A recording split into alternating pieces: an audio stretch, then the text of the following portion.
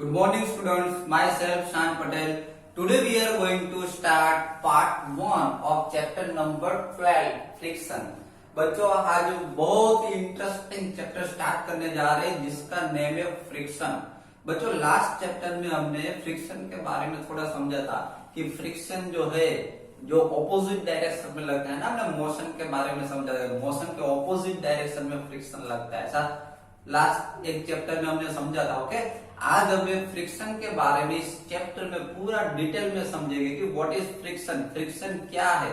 Okay, और उससे कौन कौन से इफेक्ट्स क्रिएट होती है उन सब के बारे में आज समझेंगे। Okay, now part 1 friction. You might have seen a driver of a car or a truck slowing down the vehicles at a traffic signal.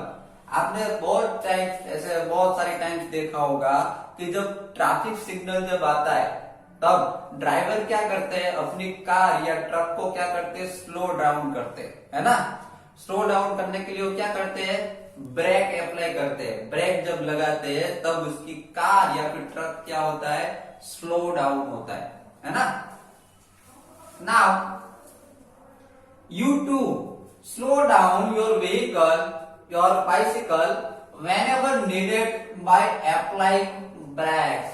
आप भी अपनी बाइसिकल को जब क्या करते हो, जब आपकी बाइसिकल को स्लो डाउन करनी हो तो आप क्या करते हो, ब्रेक अप्लाई करते हो। जब बाइसिकल में आप ब्रेक लगाते हो तो आपकी बाइसिकल क्या होती है, स्लो डाउन, स्लो हो जाती है। जितनी स्पीड से वो चल रही होती है उतनी स्पीड से कम हो जाती है। समझ में आ रहा है, उसकी स्पीड धीरे धीरे कम होने लगती है जब आप ब्रेक अप्लाई करते हो तब। Have you ever thought why a vehicle slows down when brakes are applied? देखिए, आप व्हीकल को, बाइसिकल को स्टॉप करते हो, कार को जब ड्राइवर जब कार को स्टॉप करता है, स्लो डाउन करता है, जब ट्रक को स्लो डाउन करते हैं तब क्या करते हैं, ब्रेक अप्लाई करते हैं। लेकिन क्या आपने कभी सोचा है कि जब हम ब्रेक अप्लाई करते हैं तब ये व्हीकल जो है उसकी स्पीड स्लो कैसे हो जाती है। ब्रेक अप्लाई करने से ऑटोमेटिकली उसकी स्पीड क्या होने लगती है, स्लो होने लगती है। तो क्या आपने कभी सोचा कि ऐसा क्यों होता होगा? तो बच्चों ये फ्रिक्शन की वजह से होता है। किसकी वजह से? ये सब फ्रिक्शन की वजह से होता है।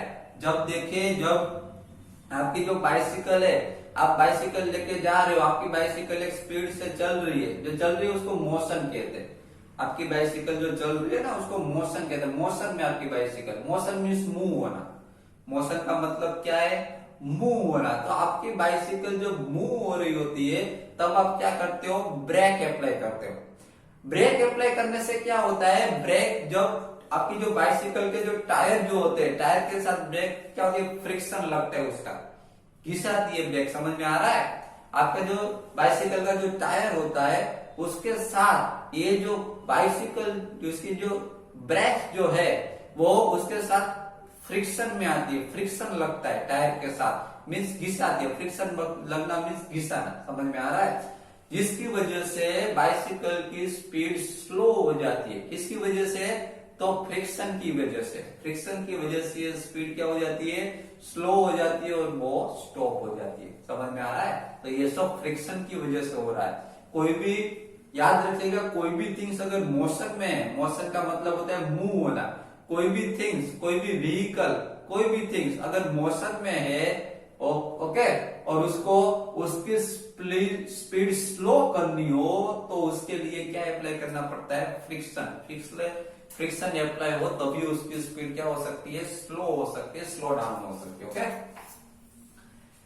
Not only vehicle, any object moving over the surface of another object slows down when no external force is applied on it. Finally it stops. सिर्फ बच्चों, सिर्फ व्हीकल की बात नहीं हो रही है। व्हीकल के अलावा कोई भी ऑब्जेक्ट हो, जब वो ऑब्जेक्ट दूसरे ऑब्जेक्ट के कांटेक्ट में आता है, दूसरे ऑब्जेक्ट की सरफेस के कांटेक्ट में आता है, तब उसकी स्पीड जो है ऑटोमेटिकली स्लो डाउन होती है, क्योंकि दो ऑब्जेक्ट के बीच में फ्रिक्शन लगता है। क्या लगता है, फ्रिक्शन। समझ में आ रहा है? एक ऑब्जेक्ट ऐसे मूव हो रहा है दूसरा ऑब्जेक्ट उसके बीच में आ जाएगा तो दोनों ऑब्जेक्ट के बीच में क्या लगेगा, फ्रिक्शन लगेगा।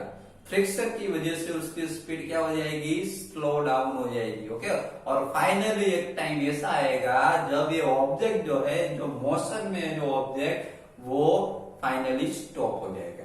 धीरे धीरे उसकी स्पीड स्लो डाउन होने लगेगी फ्रिक्शन की वजह से, और फाइनली एक टाइम ऐसा आएगा जब वो ऑब्जेक्ट जो है, जो मोशन में जो ऑब्जेक्ट, वो स्टॉप हो जाएगा। क्लियर? नाउ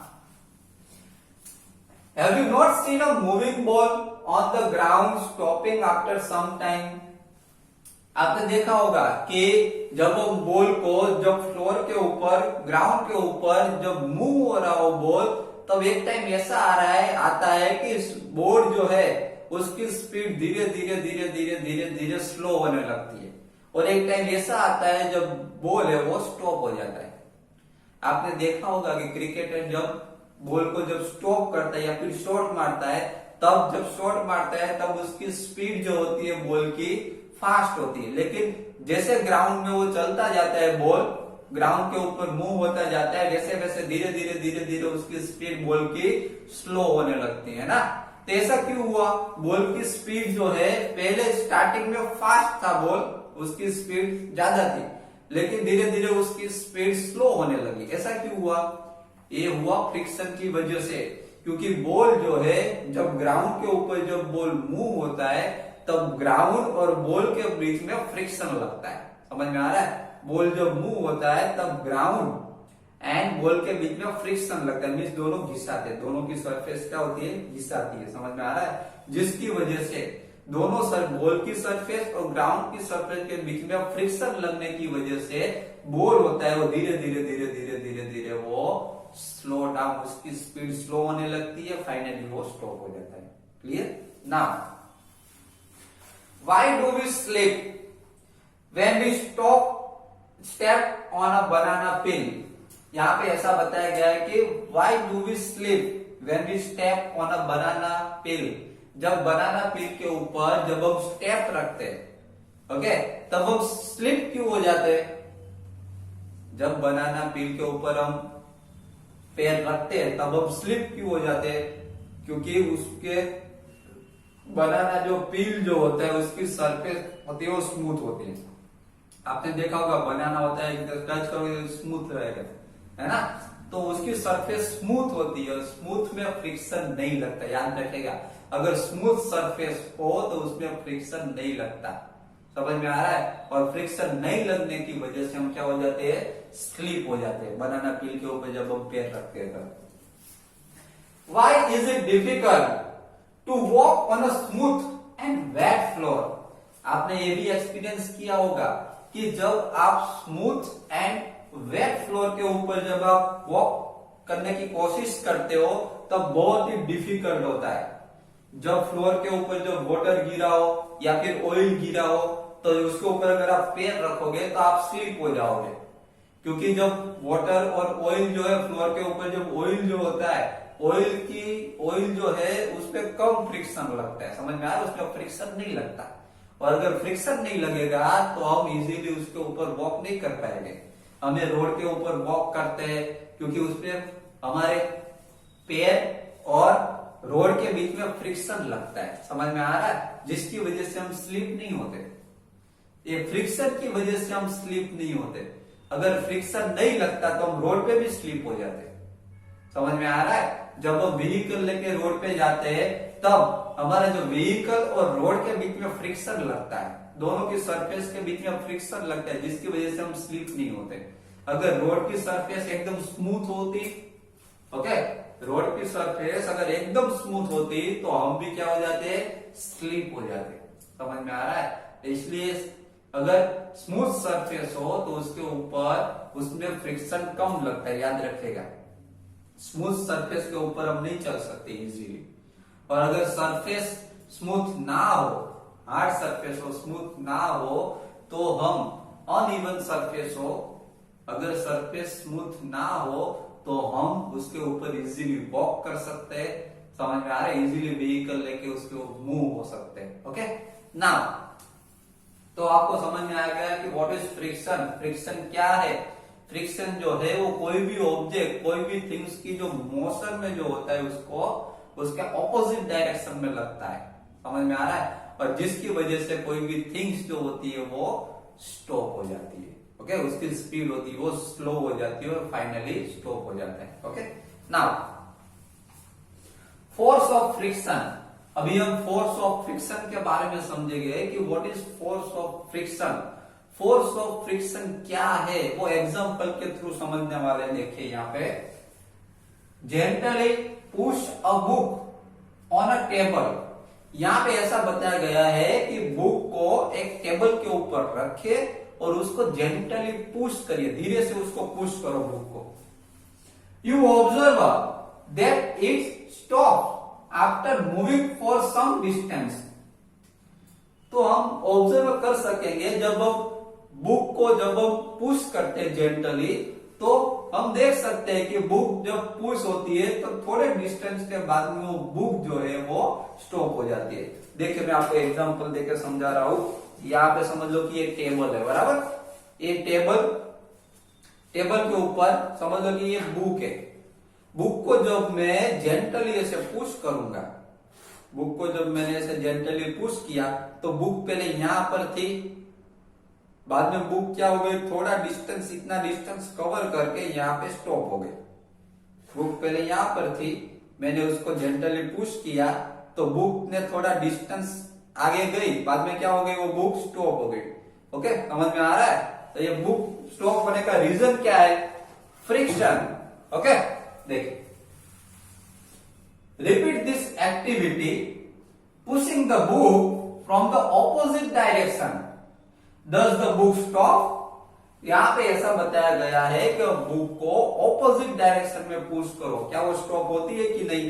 देखे, पहले बुक यहां पर थी। ओके, मैंने यहां से उसको यहां से मैंने उसको पुश किया तो थोड़ा डिस्टेंस कवर करके यहां पे स्टॉप हो गई। ओके, अभी मैं इस बुक को ऑपोजिट डायरेक्शन में से पुश करूं, यहां से मैं पुश करूं तो भी क्या होगा, थोड़ा डिस्टेंस वो कवर करेगी, बाद में क्या हो जाती है, स्टॉप हो जाती है। समझ में आ रहा है? तो बुक स्टॉप क्यों हो गई, उसका रीजन है कि फ्रिक्शन लगा। फ्रिक्शन की वजह से बुक जो है वो स्टॉप हो गई। We can say that a force must be acting on the book opposing its motion. समझ में आया? यहां पे ये उसका रीजन है कि बुक स्टॉप क्यों हो गई, क्योंकि बुक जिस डायरेक्शन में मैंने बुक को इधर पुश किया इस डायरेक्शन में, तो बुक को ऑपोजिट डायरेक्शन में, बुक इस मोशन में जा रही है तो उसको ऑपोजिट डायरेक्शन में एक उसके ऊपर फोर्स लगता है ऑपोजिट डायरेक्शन में। This force is called the force of friction. ये जो फोर्स जो लगता है ऑपोजिट डायरेक्शन में उसको फ्रिक्शन कहा जाता है। क्या कहा जाता है? फ्रिक्शन। देखिए, बुक जो है ऐसे मूव हो रही है इस मोशन में, यहां से मैंने पुश किया तो बुक इस डायरेक्शन में जा रही है, इस डायरेक्शन में वो मोशन में। अब फ्रिक्शन जो है उस टेबल की जो सरफेस है उसके ऑपोजिट डायरेक्शन में फ्रिक्शन लगेगा। समझ में आ रहा है? बुक इस डायरेक्शन में जा रही है लेकिन फ्रिक्शन उसके ऑपोजिट डायरेक्शन में लगेगा, जिसकी वजह से बुक की सरफेस और टेबल की सरफेस के बीच में, दोनों के बीच में फ्रिक्शन लगेगा, घिसाएगी बुक। समझ में आया? दोनों की सरफेस के बीच में, किन दोनों की, बुक की सरफेस और टेबल की सरफेस के बीच में फ्रिक्शन लगेगा। उस फ्रिक्शन की वजह से बुक क्या हो जाती है, थोड़ा डिस्टेंस कवर करती है और बाद में वो स्टॉप हो जाती है। Clear? Now you saw that if you apply the force along the left, friction acts along the right. देखिए, यहाँ पे ऐसा बताया गया है कि अगर आप लेफ्ट डायरेक्शन में फोर्स करोगे, बुक को अगर आप लेफ्ट डायरेक्शन में, जैसे लेफ्ट डायरेक्शन में आप उसको पुश करोगे तो फ्रिक्शन जो फोर्स है, फ्रिक्शन कौन सी डायरेक्शन में लगेगा, फ्रिक्शन जो है वो राइट डायरेक्शन में लगेगा। समझ में आ रहा है? बुक अगर लेफ्ट डायरेक्शन में मूव हो रही है, उसकी मोशन जो है बुक का वो लेफ्ट डायरेक्शन में है, तो फ्रिक्शन जो है वो उसके ऑपोजिट डायरेक्शन में राइट साइड में लगेगा। Clear? If you apply the force along the right, the friction acts along the left direction. देखिए यहां पे ऐसा बताया, अगर आप बुक को राइट डायरेक्शन में फोर्स लगाओगे तो फ्रिक्शन जो है वो लेफ्ट डायरेक्शन में लगेगा। इसलिए याद रखिएगा, फ्रिक्शन जो है ऑलवेज मोशन के ऑपोजिट डायरेक्शन में लगता है। कोई भी ऑब्जेक्ट जिस मोशन में जा रहा है, जिस डायरेक्शन में जा रहा है, उसके ऑपोजिट डायरेक्शन, मोशन के ऑपोजिट डायरेक्शन में फ्रिक्शन लगता है। ओके, इसीलिए यहाँ पे ऐसा बताया गया है कि अगर आप लेफ्ट डायरेक्शन में फोर्स लगाओगे, अगर कोई भी ऑब्जेक्ट लेफ्ट डायरेक्शन में मूव हो रहा है, लेफ्ट डायरेक्शन में फोर्स लगाओगे तो आप फ्रिक्शन जो है वो राइट डायरेक्शन में लगेगा, और अगर हम राइट डायरेक्शन में फोर्स लगाएंगे तो फ्रिक्शन जो है वो लेफ्ट डायरेक्शन में लगेगा। Clear? In both cases the force oppose the motion of the book. ये दोनों केसेस में हमको पता चला कि फोर्स जो है, force oppose the motion of the book, book की जो मोशन है, बुक जिस डायरेक्शन में जा रही है उसके ऑपोजिट डायरेक्शन में फोर्स लगता है। The force of friction always oppose the applied force. देखिए ये फ्रिक्शन जो है ऑलवेज जिस डायरेक्शन में फोर्स अप्लाइड किया उसके ऑपोजिट डायरेक्शन में लगता है, याद रखिएगा। The force of friction acts between the surface of the book and the surface of the table. ये मैंने आपको पहले भी समझाया कि ये फ्रिक्शन फोर्स जो है, ये जो फ्रिक्शन जो है वो बुक की सरफेस एंड टेबल की surface, surface of the book and surface of the table, दोनों की सरफेस के बीच में ये फ्रिक्शन लगता है। समझ में आ रहा है? तो यहाँ पे बच्चों हमारा पार्ट 1 जो है यहाँ पे कंप्लीट हो रहा है। पार्ट 1 में हमने फ्रिक्शन के बारे में समझा कि व्हाट इज फ्रिक्शन, फ्रिक्शन क्या है। कोई भी ऑब्जेक्ट जिस डायरेक्शन में मूव हो रहा है उसके ऑपोजिट डायरेक्शन में क्या लगता है, फ्रिक्शन लगता है, जिसकी वजह से वो ऑब्जेक्ट की जो मोशन में जो ऑब्जेक्ट है उसकी स्पीड क्या हो जाती है, स्लो डाउन हो जाता है, और फाइनली वो ऑब्जेक्ट से वो एक टाइम ऐसा आ जाता है जब वो ऑब्जेक्ट स्टॉप हो जाता है। ओके, तो बच्चों यहाँ पे हमारा पार्ट 1 कंप्लीट हो रहा है। नेक्स्ट इससे भी इंटरेस्टिंग पॉइंट्स है, इससे भी इंटरेस्टिंग टॉपिक्स है जो हम पार्ट 2 में समझेंगे। Okay, thank you very much.